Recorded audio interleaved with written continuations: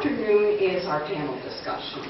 And so I want to introduce Jim, Scott, and Gus, our filmmaker, and Bree, and Ronnie.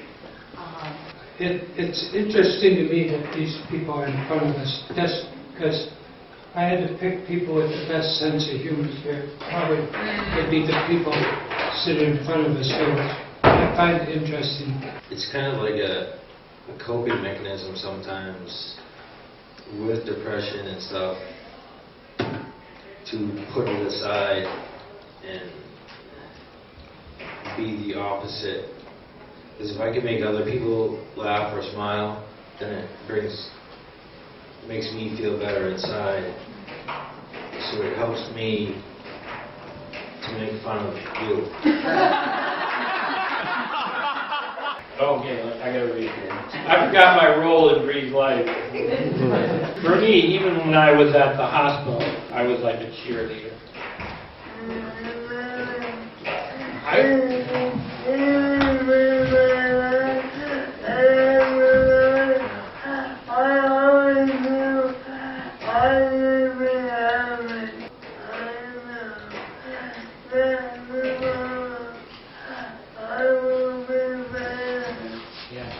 You'll be better. I think we've been friends too long. I'm starting to understand you. I have to be a member here, sign the form. I know in the film we put Bree and Victor right in the middle. Scott and his mother, and Jim and his mother. Was traumatic for even us to sit there and listen to it. I mean, we were trembling filming it. And so Bree and Victor served this noble purpose of putting them in the middle and just letting us take a deep breath and laugh again because it was too painful. And if you notice that when Jim's mom, Janet, was talking, I was kind of getting a little scared for her, and I started like, okay, let's talk about when Jim was a little kid, and then we showed those pictures of Jim as a baby, just to try to get her away from that a little bit. Yeah, you have to thank your mother for those photos, Jim.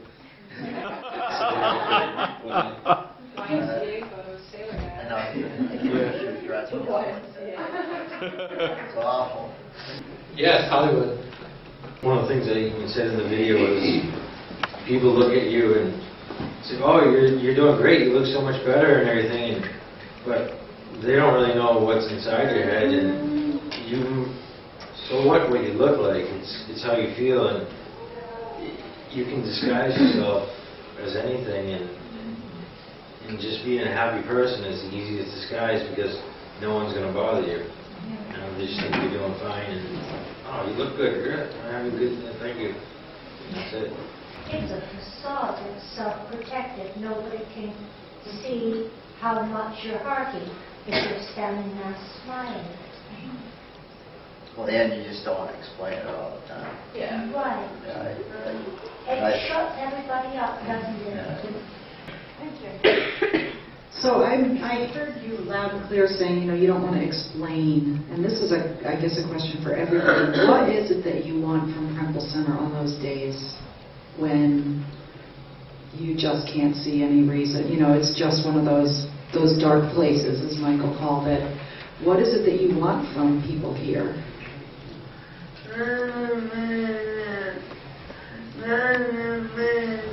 Just to be here. Yeah, just coming here and being with all these people, and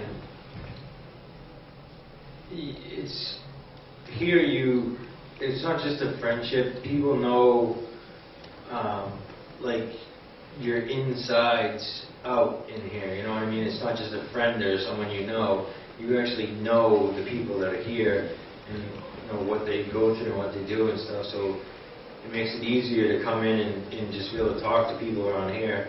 And I have this dartboard. His name's Lee, and he makes my time here so much easier and happier. And he just doesn't understand it. I don't know why. So I can ask another question now? Shut up, Lee. Coming here is a nice way of getting out of that dark place, I guess you'd call it, and feeling fine. Wait a minute, Lee, get the mic. Get the mic on. I guess I have a question for the people that were in the video, not so much, I guess, you, Ronnie, but did you guys realize before it happened to you that it could happen to you? That something could go wrong in your life so badly that would put you in that place? Well, for me, like, I think everything was so, like, smooth my whole life, and you don't appreciate that things are easy, and you don't even know. And then all of a sudden something happens, it's bad or it's adverse, and I was like, how does my mom, like, deal with everything and, like, not have a breakdown? And, like, you think that everyone feels everything fine, like, because you can't see, like I was saying, people don't have to explain it if everyone thinks they're fine. And so it's, you have to be willing to get help. I mean, I don't think anyone can, like, go through a whole life without, like, at some point having a weak moment and needing, like, to talk to someone at least. And, like, that's why, like, coming here is great. And I remember when I came here, I don't know, probably a lot of people remember that I was pretty pissed off. And, like, even Scott, like, was like, I could talk to him, like, it was about my, well, he's much older than me, actually. But no, Your mentor. yeah, no, like I would be, like, mad about nothing really, or, like, just about the whole situation. He'd be like, why are you so pissed off today? And, like, I'd just be like, why do you think? And then, like, we'd talk, and it was just got me out of my head sometimes in that permanent isolation. So when I come here, it's like 4 hours, like 3 times a week. I don't have to, like, hide. I can just be, like, who I am, which is, like, priceless, really. So I think that's, like, the big thing. Me too. Some of the girls, you know, the interns and stuff had said that me and Jim should hang out sometime, because he has really bad pickup lines and I have no lines at all.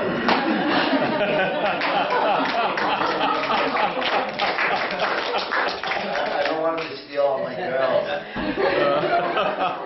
But the biggest thing to gain from coming here, like, is the ability to when someone says, "Oh, how are you?" or they ask that question, you can feel confident in saying who you are now and what your capabilities are. And coming here, you learn that, and you open up, and you know you can accept the new you, which a lot of people when they first get here don't like the new them. And accept it. With me, I isolated myself from everybody and everything, and that was, like, the worst thing I could do, because it just made me more alone and just more unhappy. And when you're just by yourself, there is nothing to stop you from feeling bad or sad or mad or happy. And if you're not happy with what's going on in your life at the time, there's no one there to help you and say, hey, just keep trying, keep moving on. And that's when things get scary, because that's when you start to break down, and what can come out of that is, you know, something pretty awful. And so it's try to do with what you got. I mean, just in my accident, I almost died, never mind committing suicide. So just being so close to death so many times in my life that you just have to just deal with it, I guess you'd say. You know, you have to figure out your own way, and just that's when that, you know, sense of humor and everything like that kicks in. And I mean, I still, you know, get down days and stuff, but for the most part, when I come here and I'm joking around with everybody and stuff, that's really me being who I am. And it's so much more fun to get that out of me, rather than to sit there, isolate myself, and just not being happy, not feeling like I want to be myself.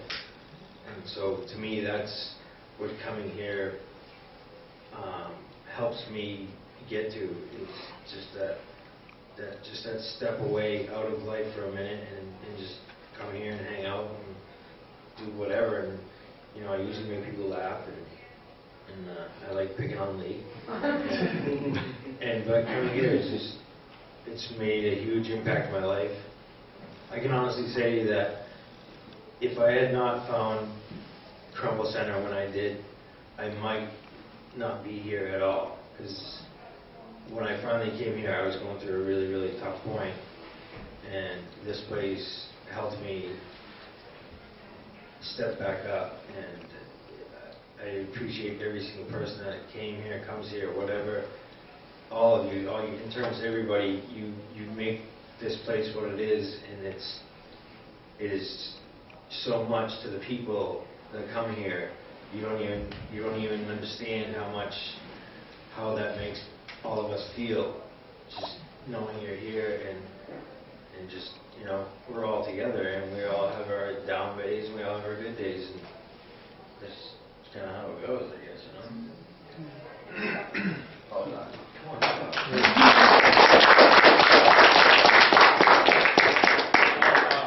Three has one. Oh boy, I'm so beyond the times. I don't even know if this word she wants me to use is a swear word or not. This is what Bree wants to say. I've nearly died 3 times. I'm not going to keep, pardon the phrase, dicking around and enjoy my life. You're going to enjoy your life, right? Okay, I just have one thing to say. This whole project has been really kind of a unique experience for me. I've never put together an entire feature film before on anything like that. Ron came to my girlfriend's aunt with this idea for the radio show, and I wanted to see if somebody could film it. And immediately after we filmed that first part of it, we got a sense that there was something else to it that wasn't anything that, you know, Ronnie or I put in other than like starting the ball rolling. And after that ball got rolling, I mean, we were just meeting in a room and talking, literally, which from what I understand is what goes on here. And that led to some of the most fundamental understanding of what it takes to conquer these thoughts or these feelings. And it just takes a perspective and like a community and support system within yourself and within all of your friends and family.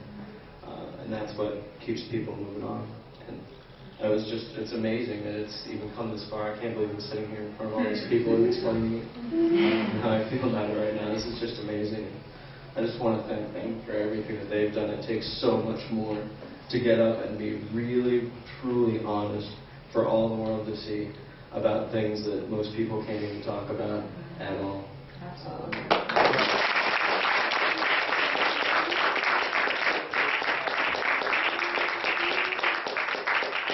Thanks to Ronnie and Pamela as well, because they really kind of helped arrange.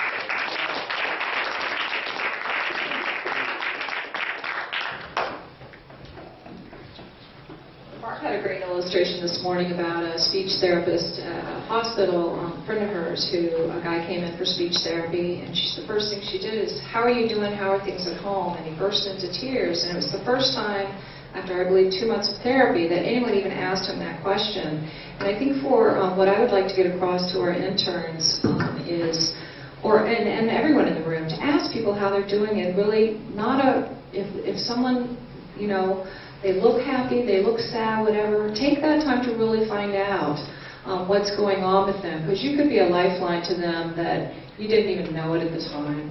And I have a quick story I heard about this young kid who was walking home from school one day, and he's carrying all these books, so this guy stopped, you know, he was in another class, and he's like, "Can I help you carry those?" He's like, what are you bringing all your books home for? It wasn't the end of the break or anything. He's like, "Oh, just, you know, studying or whatever." Turned out the guy had cleaned out his locker and was going to kill himself when he got home, and he didn't want anyone to have to deal with that. And that friendship that started there saved the guy's life. And we never know the impact we might have on a person, whether they're in a good mood, a bad mood, or what have you.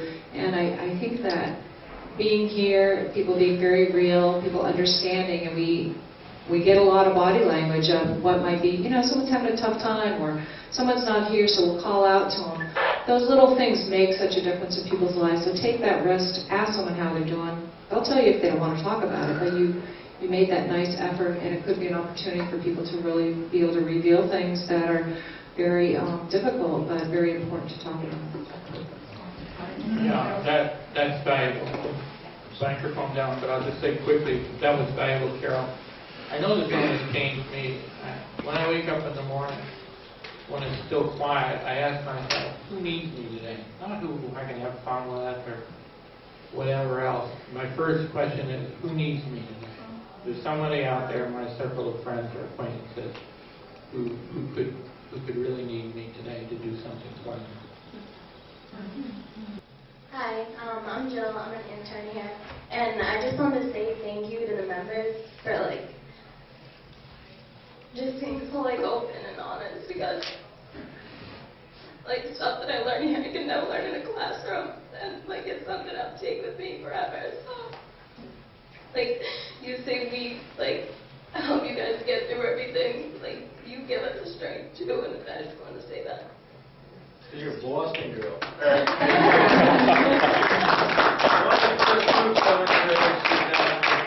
had something, I said, where'd you get that accent?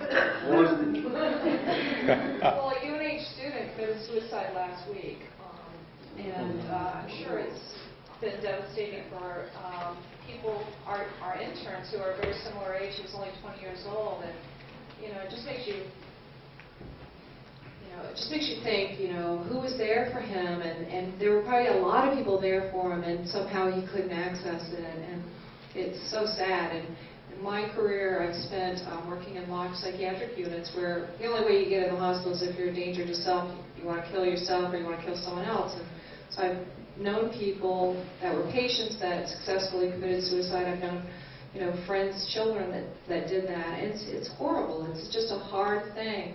But what they tell me, the people that I've talked to, and what you guys have echoed really well, is that you don't feel, you can only think about your devastation and the pain and how awful it feels and just wanting to feel better, and that feels like the only option. So it's not a big F you, which some people think it is, but you just don't feel like you have any other option. And but what we've always said in the hospital is it's a permanent solution to a temporary problem.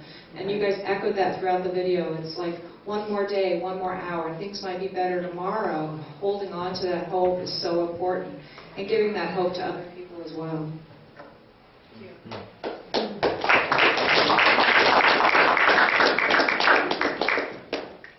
One of the things that was a recurring something that all of you had said was the idea of I almost died. I almost died once, I almost died twice, or whatever, 3 times. Do you find that since, because in your lives, all of a sudden, for the first time, you confronted the reality of living and death, that your concept of life and death was altered at any point? I can say that just hearing them talking about it kind of gave me that same perspective of, where their strength came from. It was just like, oh, I can't even come up with a good way to describe it. You could probably do better. No, but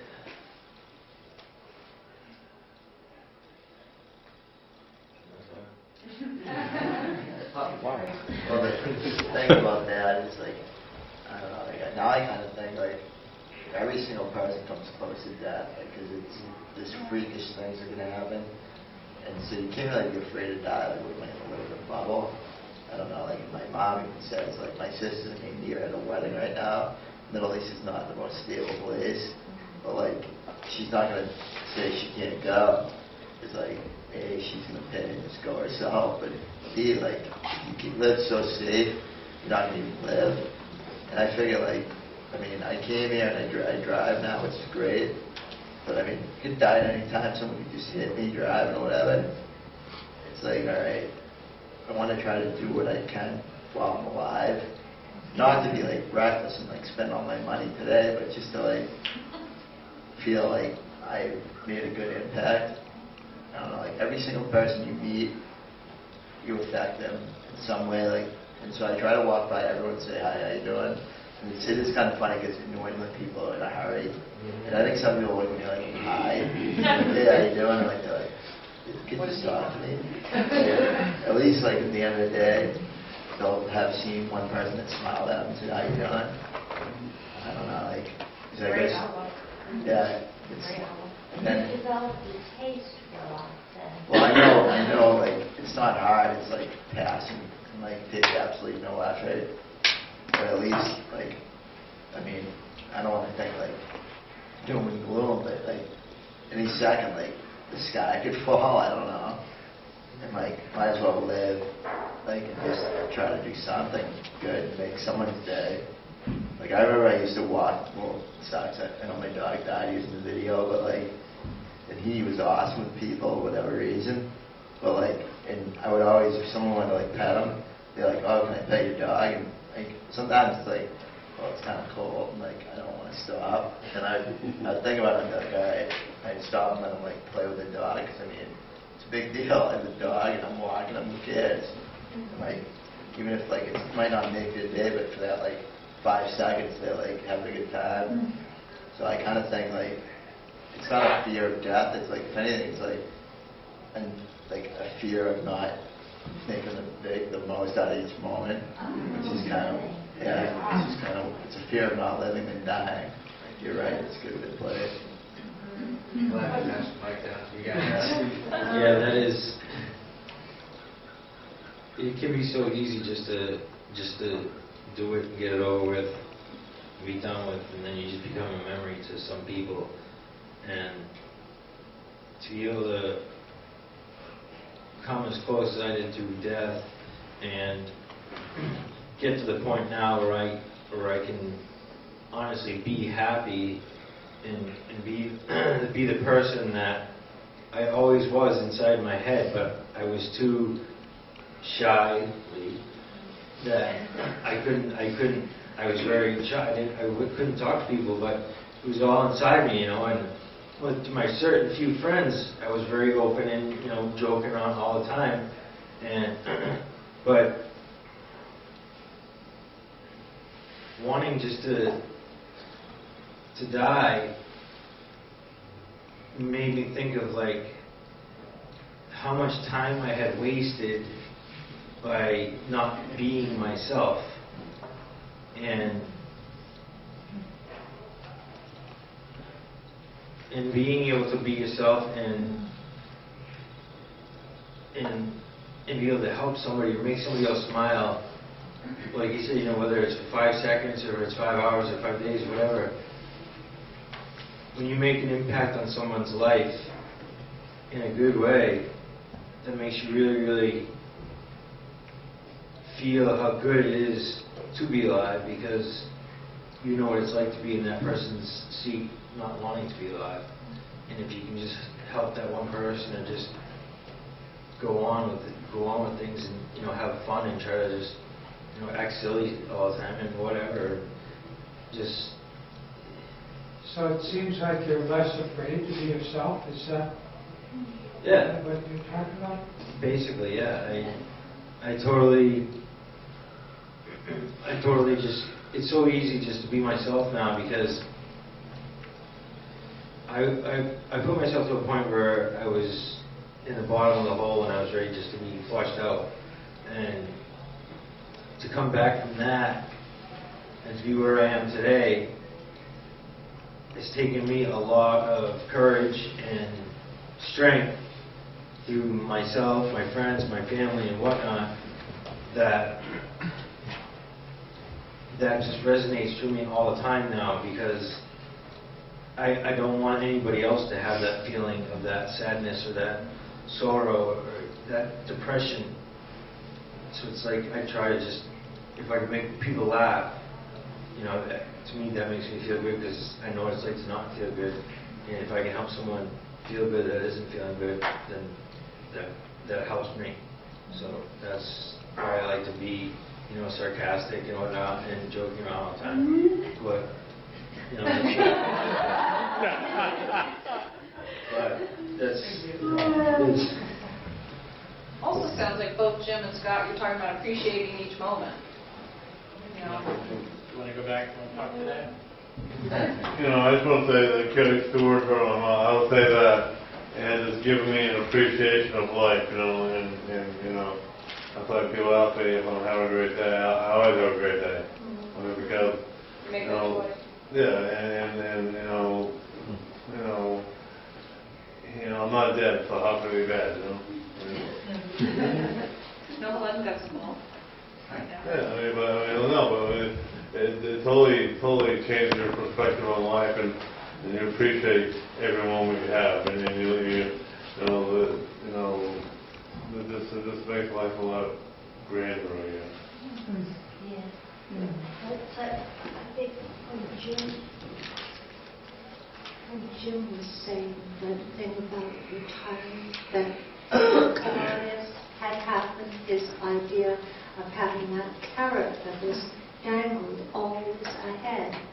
And it is, all of a sudden, it doesn't matter if, you know, someday I'm going to have more money, or someday I'm going to have a car, or someday I'm going to do this or that. You don't have, that's what you were saying, you don't have that carrot dangling in front of you. That was what you meant, was that you're living for the moment. Is that right? I try, but I can still get in that other frame of mind. But you understand. Yeah, I know it, like, and I can catch myself doing it, but I mean, it's easy to do it, right now, like, you see stuff, and you're like, oh, that'd be so nice to have that, or even like we watch TV and see like an island or something, and you're like, oh, if I could be there right now in the cold winter, and even like, today I was like, I want to come to the gym, and I was like, I'm going to drive there, it's kind of nice how I walk there, it's close to where I live. Because you've seen options. No, I'm just like, might as well go outside. Yeah. Because I don't have my dog anymore, it stinks, but I used to walk him every day, obviously. And at least you get like that, like 20 minutes to like realize it's nice out. Even if it's hot. If it's you woke up that day, like, can't be that bad. I forget who it was, like one of my friends, like, I'm sure it's a saying, but like, I'm like, what's up, how's it going? He's like, well, I'm looking down at the ground, not up. Yeah. So I guess like it's a good point. Yeah. I can do it all right for doing this. Thank you for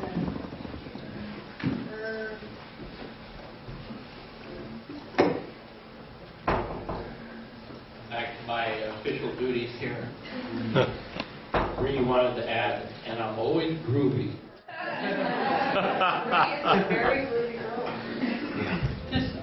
This might be my, I don't know when I'll be back again, but I just wanted to tell you all something. Yesterday, we interviewed on a radio show a 13-year-old girl with a degenerative disease. She knows her time is limited, and we had to script everything because she can't talk. She's fit with a G-tube, she's in a wheelchair. And when you look at her, she'd be somebody that you pass by in a mall and not talk to like people do to you. You know what it's like, how people walk by and they don't even see you. The more graver your disability, the more invisible you are. People don't know how to take you. They don't think you have anything to offer, perhaps. And when I was listening to this girl, she's a writer. She gets straight A's in school. And she writes the most incredible poetry. And one of her music teachers sang and put music together with a song she wrote. And it made me, I'm just sitting here thinking that you all have something to contribute to the world. I mean, she's probably the most gravely ill person we've ever had on the show, the most disabled individual we've ever had on the show. And I'm thinking to myself, my God, you have such gifts to offer the world. But that's also true of everybody. Don't let anybody look at your shell and say, that's a broken person. Throw them aside. You have something to contribute to the world. You do. You have to believe that. And that's maybe the strongest reason to go one more day. Tomorrow may be the day that you save yourself or save somebody else. You don't know what day that will be.